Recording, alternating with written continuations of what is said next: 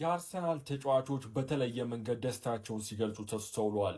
ሳሊባ እንደምትመለከቱት ውጤቱን ማመን አቅቶት በተለየ መንገድ ነበር ክሪስታል ፓላስን በመለያ የፍጹም ቅጣት ምት አርሰናል ካሸነፈ በኋላ ደስታውን ሲገልጽ የተስተዋለው። ማይልስ ሉዊስ ስኬሊ እና ሳካም አዝናኝ እንቅስቃሴዎችን ሲያደርጉ ነበር። ከጨዋታው መጠናቀቅ በኋላ ሂንካፔ ወደ ሜዳ በመግባት ከኬፓ ጋር ሲላፋ ተስተውሏል።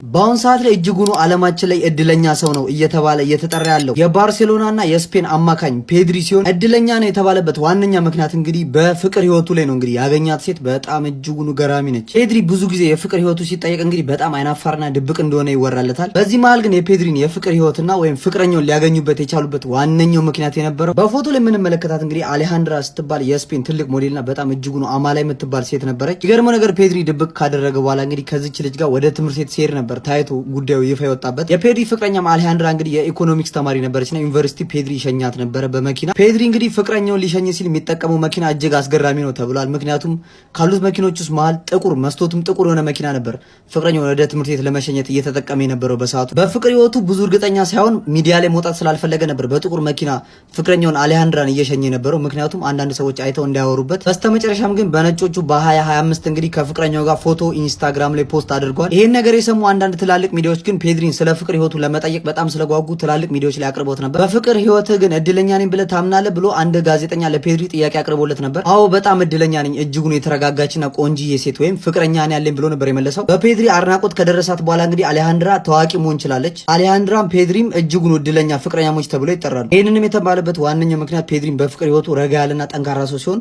አሌሃንድራም በፍቅር ህይወቷ ተመሳሳይ ነበረች ከፔድሪ ጋር ሁሉ ነገሯ። እስቲ ሀሳባችሁ ኮሜንት ላይ ጻፉልኝ። ይሄ ቪዲዮ ከተመቻችሁ ላይክ፣ ይሄን አካውንት ፎሎ አድርጉ።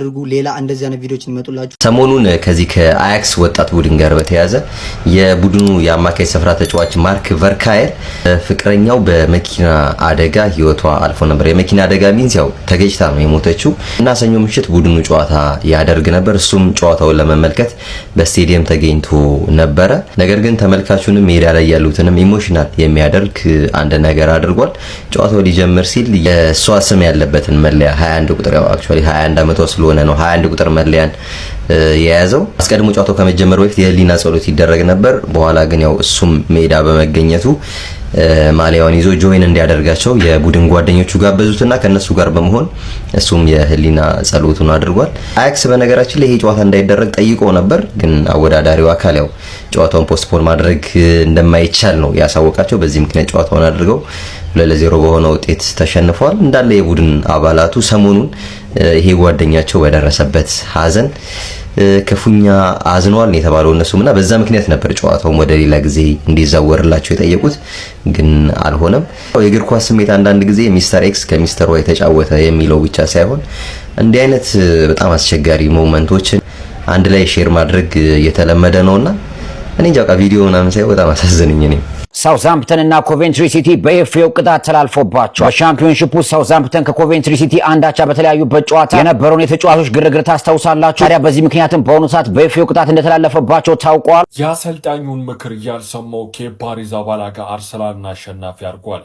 የመለያ የፍጹም ቅጣት ምት በሚመታበት ጊዜ የአርሰናል የግብ ጠባቂ አሰልጣኝ አስቀድሞ እንዲወረወር ነበር ትዕዛዝ የሰጡት።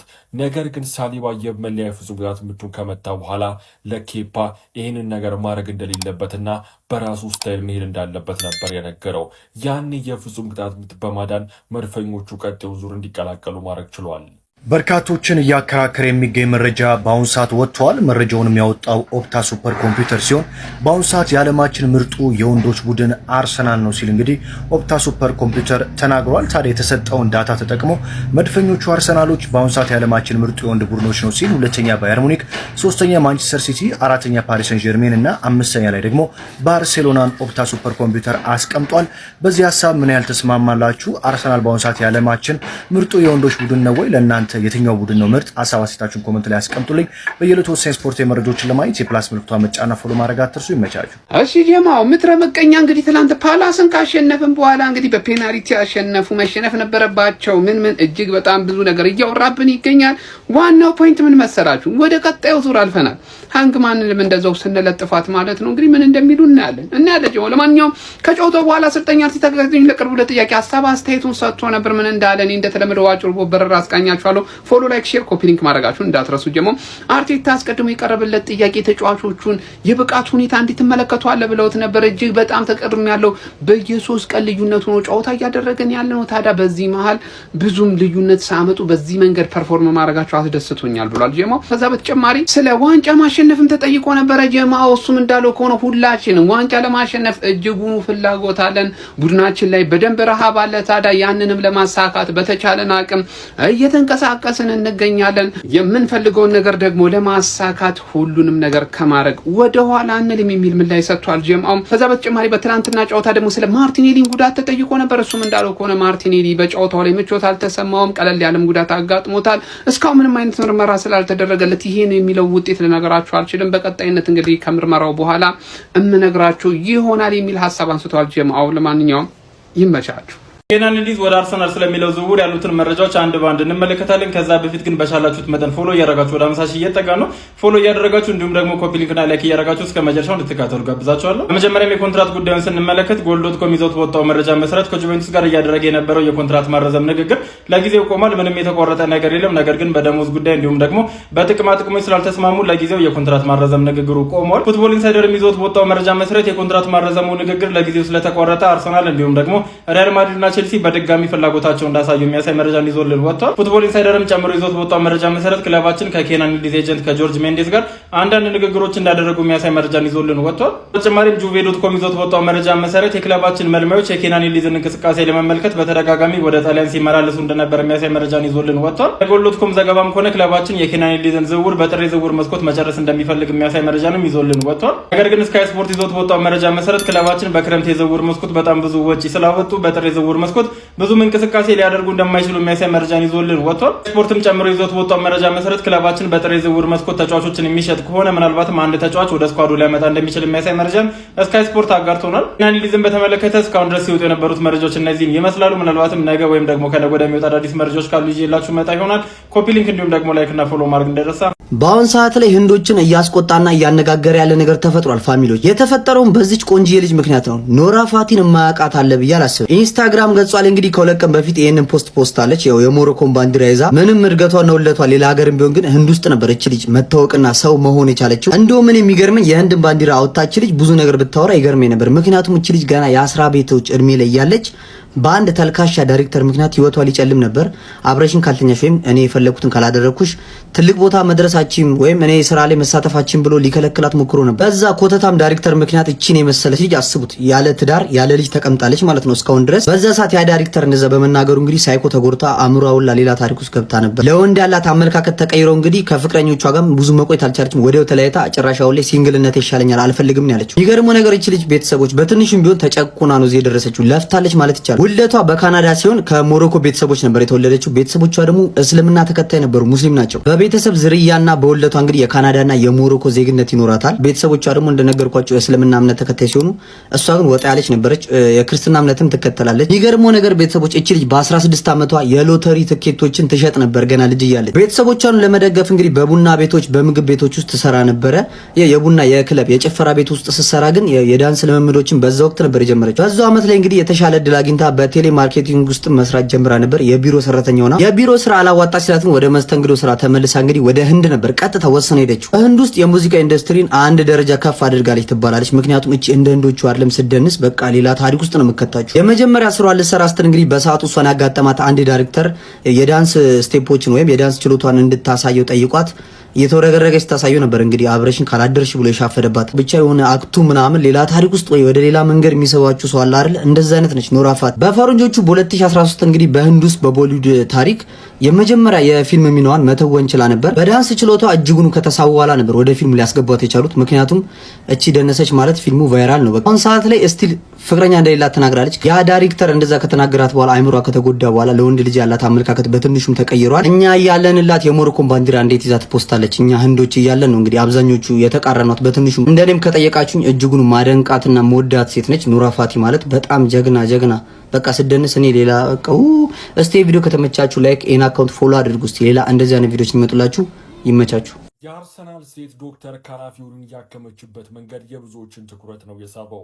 ትናንት ምሽት አርሰናል ከክሪስታል ፓላስ ባደረጉት ጨዋታ ላይ ካላፊዮሪ አይኑ አካባቢ ጉዳት በሚያጋጥመው ጊዜ የአርሰናል ሴት ዶክተር ወደ ሜዳ በመግባት ተጫዋቹን ስታክምበትና ስትንከባከብበት የነበረው መንገድ የብዙዎችን ትኩረት ነው የሳበው። ከዚህ ቀደም ካላፊዮሪ ከቆንጆ ጋዜጠኛ ጋር ኢንተርቪው ሲያደርግ ሚስቱ በቅናት መንፈስ ተነሳስታ ስትስመውና ስታቅፈው ተስተውሎ ነበር።